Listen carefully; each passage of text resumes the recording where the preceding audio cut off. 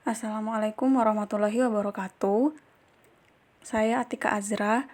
Saya akan menjelaskan tentang metode rekonstruksi bab 5.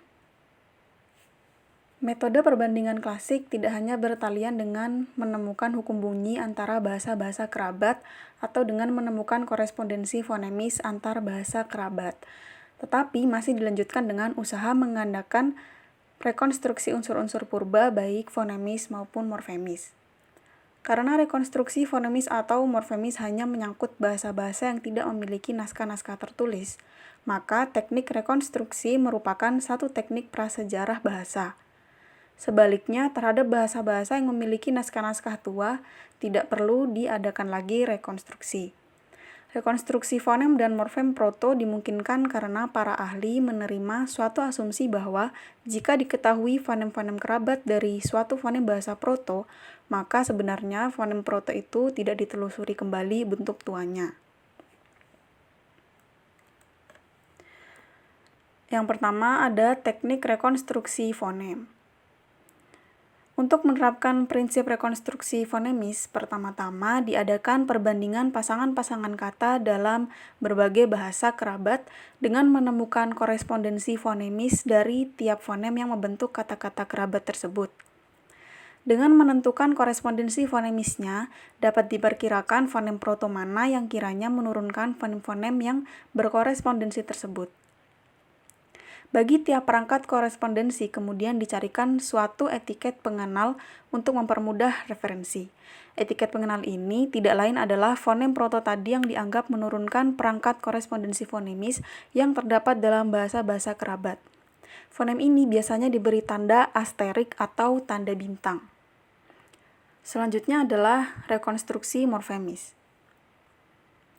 Satu tingkat rekonstruksi yang lain adalah rekonstruksi morfemis. Rekonstruksi morfemis antar bahasa kerabat mencakup pola rekonstruksi atas alomorf-alomorf atau rekonstruksi untuk menetapkan bentuk tua dalam suatu bahasa.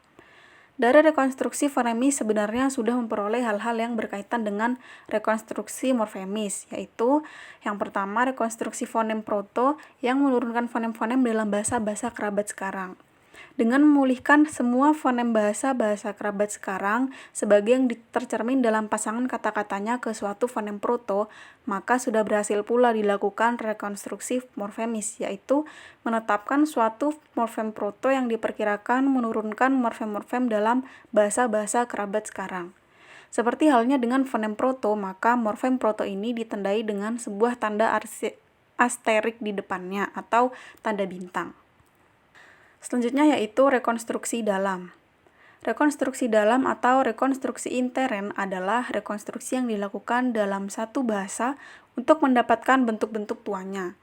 Rekonstruksi bahasa intern adalah suatu metode yang mencoba memulihkan suatu bahasa pada tahap perkembangan tertentu pada masa lampau dengan tidak mempergunakan bahasa-bahasa dari bahasa lain, melainkan hanya mempergunakan data-data dari bahasa itu sendiri. Rekonstruksi intern dapat dilakukan karena beberapa kenyataan berikut. Yang pertama, adanya alomorf. Dalam bahasa Indonesia, kita jumpai sejumlah bentuk kata seperti berjalan, bermain, berdiri, belajar, bekerja, dan sebagainya. Di samping itu, terdapat pula bentuk kata-kata seperti terjadi, terlihat, terdapat, terasa, dan sebagainya. Dalam analisa linguistik deskriptif, dikatakan bahwa bentuk tersebut terdiri dari morfem terikat dan morfem dasar. Morfem dasarnya yaitu berupa jalan, main, diri, kerja, dan jadi, lihat, dapat, rasa. Sedangkan morfem terikatnya berupa ber, be, bel, dan ter, te, tel. Secara deskriptif dijelaskan bahwa bentuk-bentuk itu bervariasi karena lingkungan yang dimasukinya. Berdasarkan prosedur-prosedur tertentu, lalu ditetapkan bahwa ada satu morfem untuk masing-masing kelompok variasi bentuk di atas, sedangkan ketiga bentuk dari tiap satuan disebut alomorf. Yang kedua adalah netralisasi. Bahasa Jerman modern memiliki sejumlah konsonan, di antaranya ada 6 konsonan yang sering menimbulkan masalah, yaitu konsonan P, konsonan T, konsonan K, konsonan B, konsonan D, dan konsonan G. Keenamnya ini bisa muncul di posisi awal dan tengah, tetapi di posisi akhir hanya ada konsonan P, konsonan T, dan konsonan K. Dalam analisa deskriptif, gejala ini juga dipersoalkan. Biasanya dikatakan bahwa konsonan B, konsonan D, dan konsonan G mengalami proses netralisasi pada posisi akhir dan diganti dengan konsonan P, konsonan T, dan konsonan K. Kenyataan ini akan memberi peluang untuk menarik kesimpulan lebih jauh bahwa secara historis dalam bahasa Jerman yang lebih tua, konsonan B, konsonan D, dan konsonan G harus muncul juga pada posisi akhir. Yang ketiga adalah reduplikasi.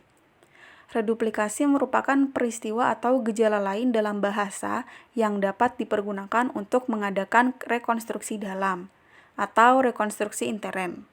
Secara historis, tidak semua bentuk reduplikasi itu sudah ada sejak zaman prasejarah bahasa Melayu. Ada bentuk reduplikasi yang merupakan hasil ciptaan kemudian berdasarkan prinsip analogi.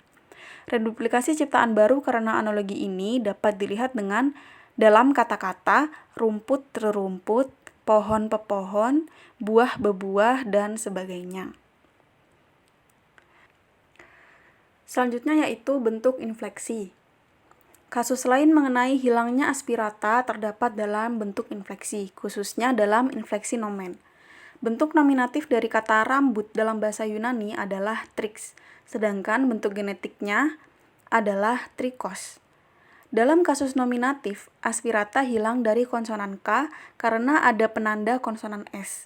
Kejadian tersebut bisa dilihat kembali dalam kata onux yang artinya cakar dengan bentuk genetifnya yaitu onukos. Selanjutnya yaitu rekonstruksi di atas morfem. Penggunaan metode korespondensi fonemis, metode rekonstruksi fonemis, dan rekonstruksi morfemis mengandung asumsi bahwa terdapat relasi antar bahasa-bahasa yang dibandingkan itu. Dengan mengadakan rekonstruksi melalui korespondensi fonemis dapat disusun yaitu yang pertama fonem proto. Fonem proto yaitu fonem purba yang menurunkan satu fonem atau lebih dalam bahasa-bahasa sekarang. Yang kedua, morfem proto, yaitu morfem purba yang menurunkan satu morfem atau morfem-morfem dalam bahasa sekarang. Yang ketiga adalah bahasa proto, yaitu bahasa yang menurunkan beberapa bahasa baru. Yang terakhir yaitu penerapan rekonstruksi. Proses rekonstruksi diadakan dengan mempergunakan prinsip-prinsip tertentu, yakni yang pertama kesederhanaan, penghematan, dan bahwa tidak ada faktor yang mengganggu evolusi, dan evolusi itu berada dalam situasi isolasi yang kuat. Lalu perlu disadari bahwa apa yang dihasilkan dari rekonstruksi itu mungkin tidak paralel dengan keadaan yang sebenarnya, dengan perkembangan sejarah yang faktual. Tetapi sejauh kita belum memperoleh bukti-bukti tentang gangguan isolasi, dapat tetap mempergunakan bentuk-bentuk rekonstruksi dengan sikap terbuka. Sekian presentasi dari saya. Terima kasih. Wassalamualaikum warahmatullahi wabarakatuh.